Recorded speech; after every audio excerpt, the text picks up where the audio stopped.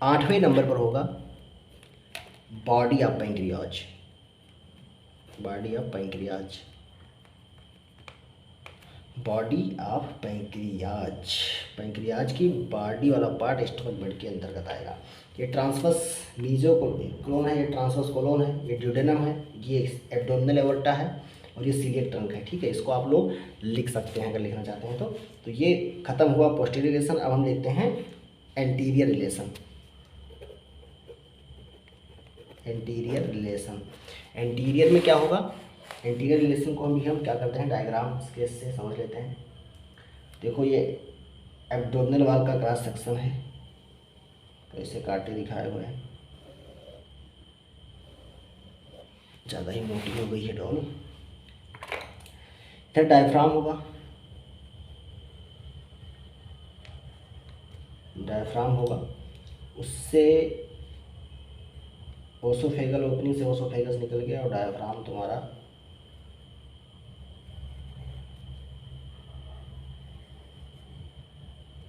बन रहा होगा। ये स्टमक है और ये कोस्टल मार्जिन जो है, एक कोस्टल सरफेस दिखाया पड़ रहा है ऐसे आके,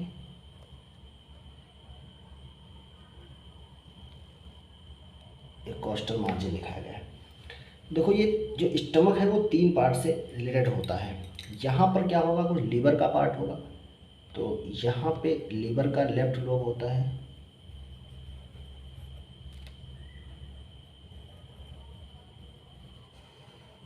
ऐसे होता है ना लीवर लगभग, तो लीवर इसके ऊपर होगा स्टमक के। तो एंटीरियर में क्या होता है, एंटीरियर में पहला क्या होगा, डायफ्राम एंटीरियर में रिलेशन बनाता है, डायफ्रेगम बनाता है।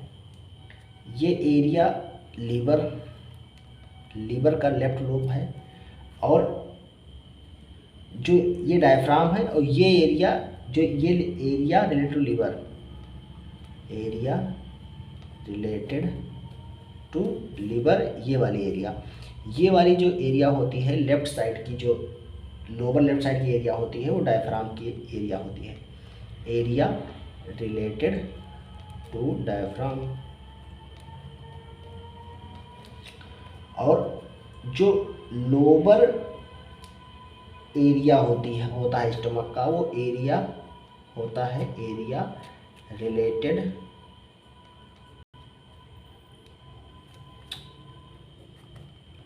टू एंटीरियर एब्डोमिनल वॉल, यानी कि सीधे एब्डोमिनल वॉल होगा, कोई और स्ट्रक्चर नहीं होगा यहाँ पे। तो ये हो गया एंटीरियर रिलेशन। अब हम पढ़ने जा रहे हैं इंटीरियर ऑफ स्टमक। तो इंटीरियर ऑफ स्टमक के बारे में पढ़ेंगे, यानी कि माइक्रोस्कोपिक स्टडी करेंगे स्टमक की। तो माइक्रोस्कोपी भी पूछता है अलग अलग हेडिंग डाल के, तो आप लोग इसको स्किप नहीं कर सकते हैं, ये इम्पॉर्टेंट है। ठीक है, इसको पढ़ने से पहले हम गैस्ट्रिक ट्रायंगल देख लेते हैं क्या होता है। गैस्ट्रिक ट्रायंगल किसके किसके बीच में होता है, ये गैस्ट्रिक ट्रायंगल। गैस्ट्रिक ट्रायंगल क्या है, ये ट्रायंगुलर एरिया है स्टमक का, ट्रायंगुलर एरिया ऑफ स्टमक, जो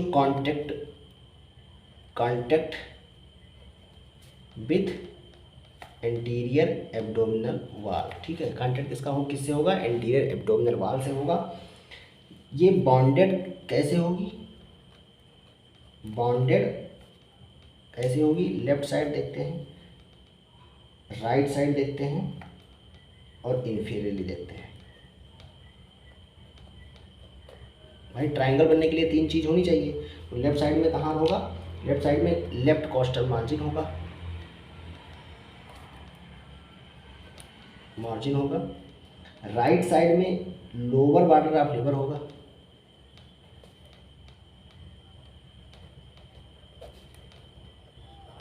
होगा, और इन्फीरियरली ट्रांसवर्स कोलन होगा।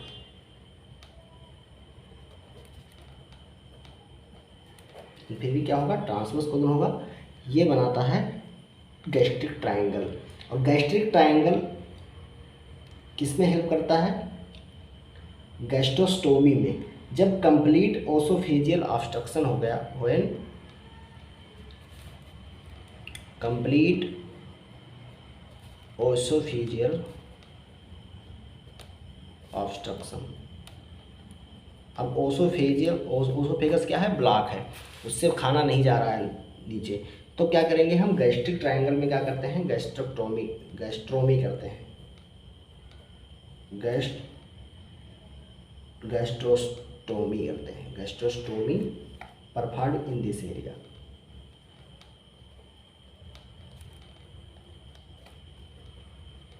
ठीक है, then gastrotomy in this area करते हैं और हम फूड प्रोवाइड करवाते हैं पेशेंट को। तो ये हो गया गैस्ट्रिक ट्रायंगल के बारे में। अब हम माइक्रोस्कोपिक स्ट्रक्चर पढ़ने जा रहे हैं। माइक्रोस्कोपिक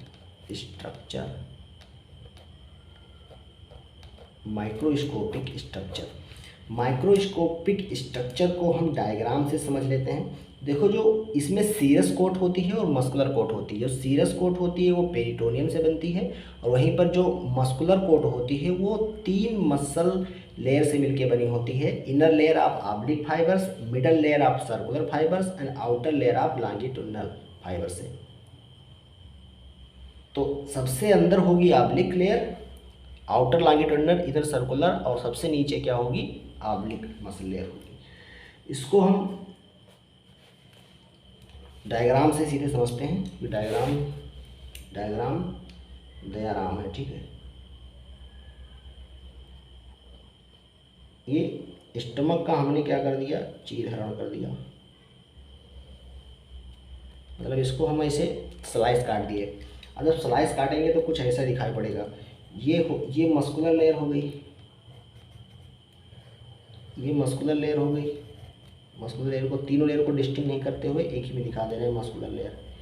तो ये कुछ मस्कुलर लेयर ऐसे दिखाई पड़ेगी, मस्कुलर लेयर दिखाई पड़ेगी। अब इसमें क्या होते हैं, लॉन्गिट्यूडिनल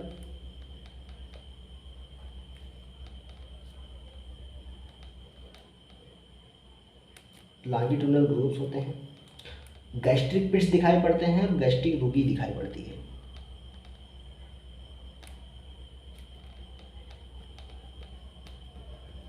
सब नहीं बना रहा हूँ, बस कुछ चीज़ें बना दे रहा हूँ। और पाइलोरस रीजन में आप जानते हैं कि जो मसल होती है, सर्कुलर मसल का थिकनेस होता है, तो यहाँ पर क्या होगा, सर्कुलर मसल का थिकनेस होगा जो इंस्पेक्टर की तरह काम करेगी। तो जो लॉन्गिट्यूडिनल,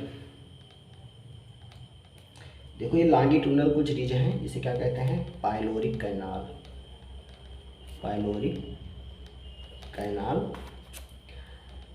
ये तो पाइलोरिक इंस्पेक्टर है। लॉन्गिट्यूडिनल फोल्ड्स होंगे, इसमें क्या होंगे, लॉन्गिट्यूडिनल फोल्ड होंगी। ये क्या है, लॉन्गिट्यूडिनल फोल्ड है, लॉन्गिट्यूडिनल फोल्ड दिखाई पड़ेंगे। सीरस सबसे बाहर क्या होगी, सीरस या पेरिटोनियल लेयर होगी। सबसे बाहर क्या होगी, सीरस या पेरिटोनियल लेयर, सीरस या पेरिटोनियल लेयर। तो क्या है, सीरस कोट है, यानी सीरस या पेरिटोनियल लेयर होगी। ये पेरिटोनियम से बनी है। ठीक है, किससे बनी है, पेरिटोनियम से। गैस्ट्रिक रुगी है, क्या होगा, गैस्ट्रिक रुगी दिखाई पड़ती है। और इसमें बहुत सारे गैस्ट्रिक पिट दिखाई पड़ते हैं, जहाँ पर गैस्ट्रिक ग्लैंड खुलती है। गैस्ट्रिक पिट्स हैं जहाँ पर क्या होता है, गैस्ट्रिक ग्लैंड ओपन्स करते हैं गैस्ट्रिक पिट्स में। ये ओसोफेगस है, सब चीज़ तो आप लोग पहले ही जानते हैं। कार्डियक ओरिफिस, गैस्ट्रिक कैनाल, जो ये क्या है, लेजर कर्वेचर था, तो लेजर कर्वेचर की तरफ गैस्ट्रिक कैनाल होंगे। क्या होगा, गैस्ट्रिक कैनाल होगा। लेजर कर्वेचर की तरफ क्या है, गैस्ट्रिक कैनाल, और पाइलोरिक कैनाल कहाँ है, पाइलोरस में। जो गैस्ट्रिक कैनाल होते हैं वो लगभग हल्का, जो ये गैस्ट्रिक, ये कार्डियक नॉच, ये मतलब कार्डियक ओरिफिस है। ये यहाँ हम एक डिमार्केट किससे करें, कोई कलर दूसरा यूज करते हैं। देखो ये वाला पार्ट, ये क्या है, गैस्ट्रिक कैनाल। गैस्ट्रिक कैनाल इसमें होता है। जो गैस्ट्रिक कैनाल होता है वो हेल्प करता है। किस में हेल्प करता है? जो फ्लूइड होता है वो इसके रास्ते सीधे नीचे पहुंच जाता है, जो फ्लूइड होते हैं उसके साथ में नीचे पहुंच जाते हैं, तो इसमें हेल्प करता है। और साथ में ध्यान रखना कि ऑब्लिक लेयर यहाँ पर नहीं होती है, ऑब्लिक लेयर नहीं होती है। जो ये मसल्स हैं, जो ये मसल्स हैं इसमें 3 लेयर होती है, 3 लेयर होती है। इनर में क्या होगी? इनर ऑब्लिक मसल होती है, ऑब्लिक मसल होती है। और फिर सर्कुलर मसल होगी मिडल में। और आउटर में क्या होगा? आउटर में होगा लॉन्गिट्यूडिनल मसल।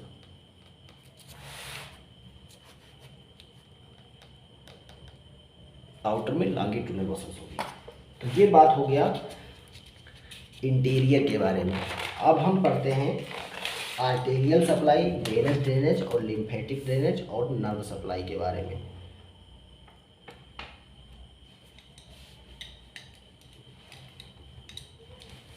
देखो, स्टमक,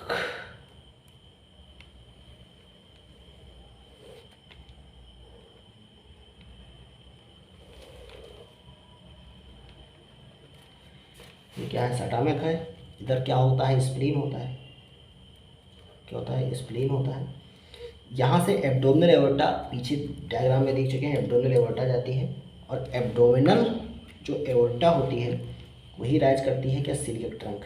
सिलियक ट्रंक राइज करती है। और सिलियक ट्रंक से स्प्लेनिक आर्टरी, ये डॉटेड फॉर्म में दिखा रहे हैं क्योंकि नीचे से जा रही है, ध्यान रखना। ये टार्चुरस होती है बहुत ज़्यादा, क्योंकि जब स्टमक में खाना भर जाता है, स्टमक में खाना, अरे यार ज़्यादा ही आगे बना दिए, कोई बात नहीं, हल्का ये। और ये स्टमक, ये हल्का स्टमक के ऊपर वाला ज़रा सा ज़्यादा ही ऊपर बना दिया है, उसको नीचे करके इधर बनाना आप लोग, ठीक है। ये तो डॉटेड फॉर्म में दिखाया हूँ। फिर उसके बाद में ये आर्टरी जाती हैं कहाँ पे? स्प्लीन पे। और स्प्लीन से बहुत सारी शॉर्ट गैस्ट्रिक आर्टरी निकलती हैं। जो डॉटेड में है वो स्टमक के पीछे हैं, ठीक है। जो स्प्लेनिक आर्टरी होती है यही लेफ्ट गैस्ट्रोएपिपुलोइक आर्टरी भी देती है। जो लेफ्ट गैस्ट्रोएपिपुलोइक आर्टरी होती है वो एनास्टोमोस किससे करती है? राइट गैस्ट्रिक एपिपुलोइक आर्टरी से। तो ये इधर से आर्टरी आ गई। ये क्या हुआ? Hepatic artery, common hepatic artery यहाँ से निकली, कॉमन हिपैटिक आर्टरी। ऊपर जाके वो अपना अलग अलग काम करेंगे, ठीक है। इससे निकलता है गैस्ट्रोड्यूडेनल आर्टरी, और ये सुप्राड्यूडेनल आर्टरी में चेंज होगा। ये नीचे नीचे जा रही है पाइलोरस के, और ये बनाती है क्या? Right gastroepiploic artery.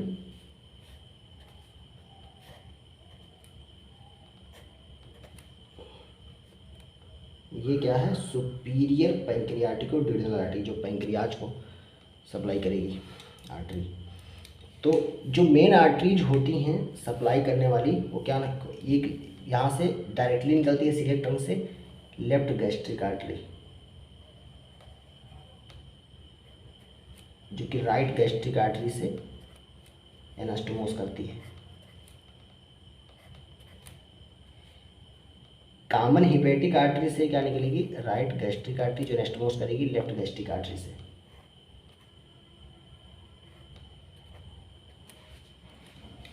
तो ये बन गया। अब इसका नामकरण कर देते हैं। ये क्या है? सीलियक ट्रंक है। यह है लेफ्ट गैस्ट्रिक आर्टरी। क्या है? Left gastric artery. और जो ये ओसोफेगस के लोअर पार्ट को सप्लाई कर रहा है, ये oesophageal branch of left gastric artery है, ऑफ लेफ्ट गैस्ट्रिक आर्टरी। 60 में लिख रहे हैं क्योंकि बहुत ज़्यादा दिक्कत होगा। ये 60 गैस्ट्रिक आर्टरीज हैं। ये क्या है? 60 गैस्ट्रिक आर्टरीज हैं, जो कहाँ से निकल रही हैं, शॉर्ट गैस्ट्रिक आर्टरी कहाँ से निकल रही हैं, स्प्लेनिक आर्टरी से। स्प्लेनिक आर्टरी से ही लेफ्ट गैस्ट्रो एपिप्लोइक आर्टरी निकलती है,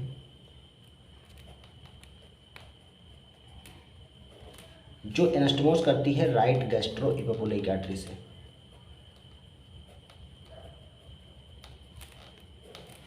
राइट गैस्ट्रिक एपिप्लोइक आर्टरी जो है, जो राइट गैस्ट्रो एपिप्लोइक आर्टरी है, वो कहाँ से निकल रही है, गैस्ट्रोड्यूडेनल आर्टरी से।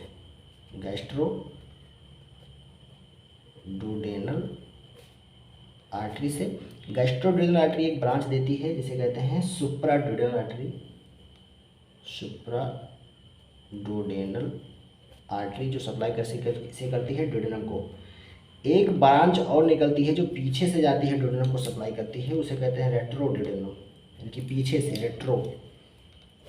ये क्या है, रेट्रोड्यूडेनल आर्टरी है, रेट्रोड्यूडेनल आर्टरी है। पैंक्रियाज को सप्लाई करेगी एक ब्रांच जो गैस्ट्रोड्यूडेनल आर्टरी की, वो क्या होगी, सुपीरियर पैंक्रियाटिको-ड्यूडेनल आर्टरी। ठीक है, ये है राइट गैस्ट्रिक आर्टरी। आप लोग शार्ट में नहीं लिखना, पूरा सही से लिख लेना। ये कॉमन हिपैटिक आर्टरी थी। ये क्या है, कॉमन हिपैटिक आर्टरी है, कॉमन हिपैटिक आर्टरी, CHA लिख दे रहा हूँ मैं, कॉमन हिपैटिक आर्टरी। फिर उसके बाद में ये निकलती है hepatic artery proper. Hepatic artery proper जाकर लेफ्ट और राइट में चेंज हो जाती है। तो ये राइट हिपैटिक आर्टरी और लेफ्ट हिपैटिक आर्टरी में चेंज हो जाती है। और राइट हिपैटिक आर्टरी से निकलती है सिस्टिक आर्टरी। हमको उनको बताने का कोई औचित्य नहीं, क्योंकि वो सब चीज़ें इनको सप्लाई नहीं करती हैं। मेन जो सप्लाई करती है वो कौन है, left gastric artery, right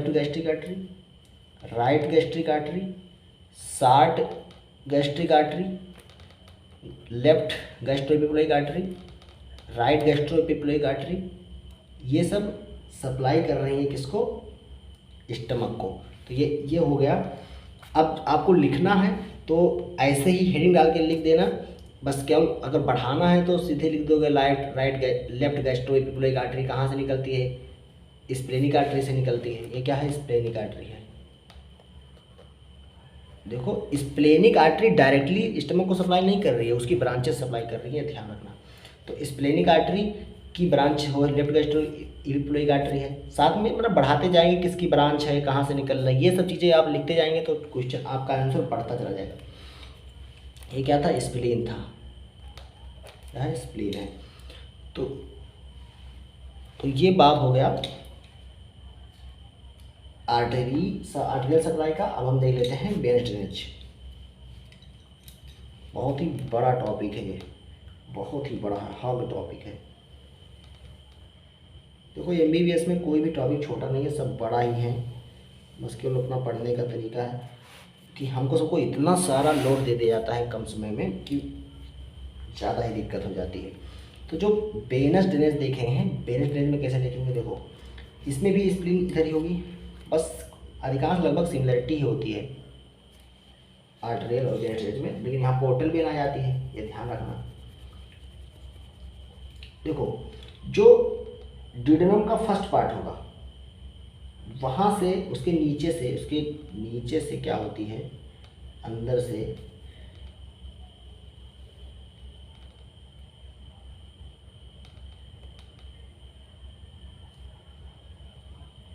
veins आती हैं। ये क्या है, राइट गैस्ट्रोएपिप्लोइक वेन है। यहाँ से निकलेगी राइट गैस्ट्रोएपिप्लोइक वेन, जो कि एनास्टोमोस करेगी लेफ्ट गैस्ट्रोएपिप्लोइक वेन से। लेफ्ट गैस्ट्रोएपिप्लोइक वेन आ कहाँ से रही है, स्प्लेनिक वेन से। तो जो सुपीरियर मेजेंटेरिक वेन थी, ये क्या है, नीचे से आ रही है superior mesenteric vein. Superior mesenteric vein give rise किया right gastroepiploic vein, right gastroepiploic vein तुम्हारा किसको सप्लाई करेगी, स्टमक को, और जाके एनास्टोमोस किससे करेगी, लेफ्ट गैस्ट्रो एपिफ्लोइक वेन से, जो किसका पार्ट है, स्प्लेनिक वेन का। स्प्लेनिक वेन आगे जाके किसको सप्लाई करेगी, स्प्लीन को करेगी सप्लाई भाई, स्प्लीन को सप्लाई कर रही है। और जो स्प्लेनिक वेन होता है इससे ही इन्फीरियर मेजेंटेरिक वेन जुड़ी होती है।